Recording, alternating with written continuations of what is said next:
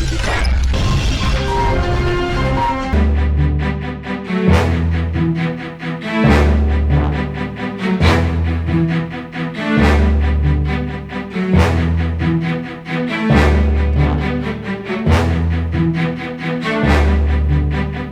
स्थित अग्रवाल भवन में आज पार्टी के विस्तार के लिए पहुंचे जिला कांग्रेस पर्यवेक्षक सुभाष गांधी और सह पर्यवेक्षक संदीप राणा ने जिले के तमाम छोटे बड़े कार्यकर्ताओं से फीडबैक लिए और जल्द ही जिला कार्यकारिणी की टीम बनाए जाने की बात कही। वहीं जिला पर्यवेक्षक गांधी से जब बीजेपी के पन्ना प्रमुखों के बारे में सवाल किया गया तो उन्होंने कहा कि बीजेपी में कहा कोई पन्ना प्रमुख है, उनके यहाँ तो सिर्फ फर्जी झूठ बोलना यही बीजेपी का पहला कर्तव्य है और यह पार्टी सिर्फ जातिवाद और धर्म के नाम पर आपस में लोगों को बांटने का कार्य करती है। वहीं साथ साथ उन्होंने कांग्रेस के मुद्दे पर भी बातचीत की और लगातार बीजेपी सरकार पर कटाक्ष करते हुए क्या कुछ कहा, चलिए आप भी सुन लीजिए। वो संगठन की बात हो, पन्ना प्रमुख तक वो बना रही है, महिला विंग बना रही है, आप लोग कहाँ पीछे रह जाते हैं? हमारा संगठन भारतीय जनता पार्टी से कहीं ज़्यादा मजबूत है। भारतीय जनता पार्टी जिस तरीके से हिंदुस्तान या हरियाणा के अंदर जो राज करने की बात कर रहे हैं और जो आप पन्ना प्रमुख की बात कर रहे हैं, उनका कोई पन्ना प्रमुख नहीं है। सब फर्जी और झूठ बोलना उनका पहला नैतिक कर्तव्य है। वो केवल हिंदू और मुस्लिम की भावनाओं को भड़काकर इस देश पर शासन करना चाहते हैं। ना उसके पास विकास का एजेंडा है, ना उसके पास भाईचारा लाने का एजेंडा है, ना उसके पास किसानों की दुख दर्द सुनने का एजेंडा है। उनके पास केवल यदि कोई एजेंडा है तो भाई को भाई से लड़ाने का है। हिंदू धर्म के नाम पर एक दूसरे को लड़ाने का काम करते हैं। कहीं हिंदू मुस्लिम करते हैं, कहीं दूसरी बातें करते हैं। आज तक मोदी जी या खट्टर जी कहीं विकास की बात करते हुए आपने सुना है उन्हें कोई? आज उन्हें 4 साल हरियाणा के अंदर 4 साल हो गए हैं ना, दूसरा टर्म चल रहा है। कोई विकास का काम हुआ हो तो मुझे बता दीजिए। यदि कोई विकास इस हरियाणा के अंदर कर सकता है तो कांग्रेस पार्टी कर सकती है।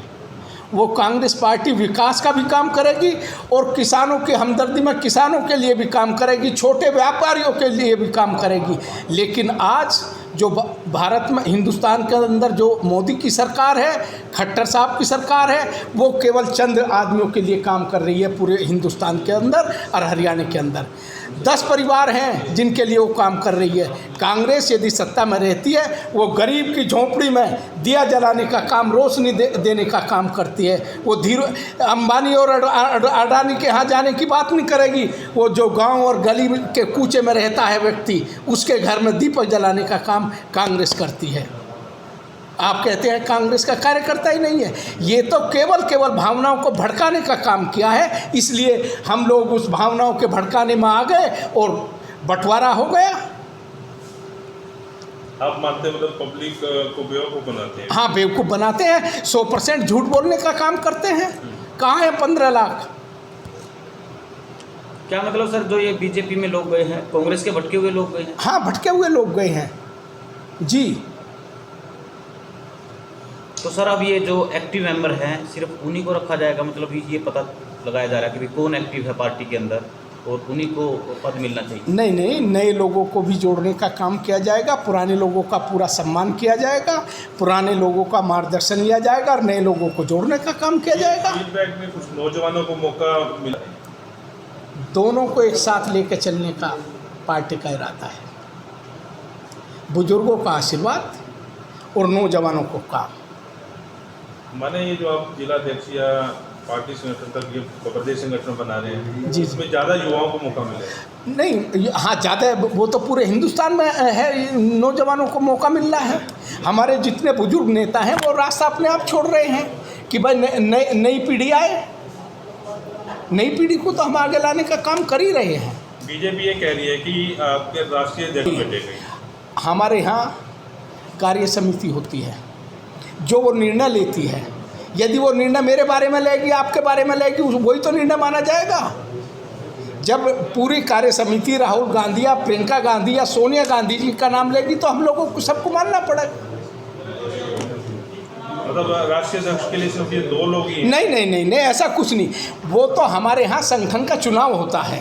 संगठन का चुनाव होता है, उसके माध्यम से लोग चुने जाते हैं, वो तय राष्ट्रीय अध्यक्ष करते हैं। अभी जम्मू में जो पीछे रैली हुई थी, आपने सुना होगा उसके बारे में, गुलाम नबी आज़ाद ने जो करवाई थी, वो एक ऐसा प्रयास था कि कांग्रेस को आंखें दिखाने की कोशिश की गई थी। जो अब आज़ाद साहब बहुत सीनियर नेता हैं, मैं उनका बहुत सम्मान करता हूँ और मेरा ताल्लुक़ उत्तर प्रदेश से है और उत्तर प्रदेश के वो प्रभारी थे। संगठन का जो चुनाव हुआ उन्हीं के नेतृत्व में हुआ। तो जो बात संगठन के चुनाव की कर रहे हैं, उन्होंने ही तो चुनाव कराया था उत्तर प्रदेश में।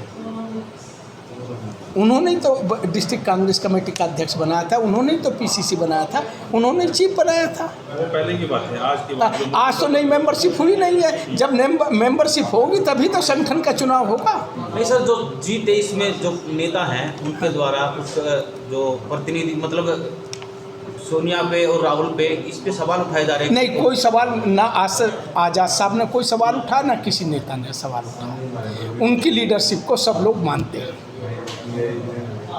अभी ये फीडबैक लेके आप ऊपर देंगे, जो आज का जो बायोडाटा पार्टी में होता है, जो नागपुर से लेकर आदेश आते हैं, हमारे यहाँ धरातल पर होता है।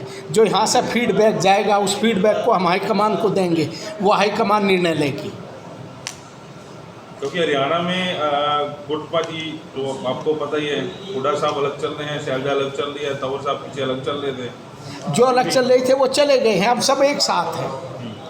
चाहे हुड्डा जी हों, हुड्डा जी हमारे नेता हैं, शैलजा जी हमारे नेता हैं, वो दोनों एक साथ हैं। कांग्रेस का झंडा एक साथ लेकर चलते हैं।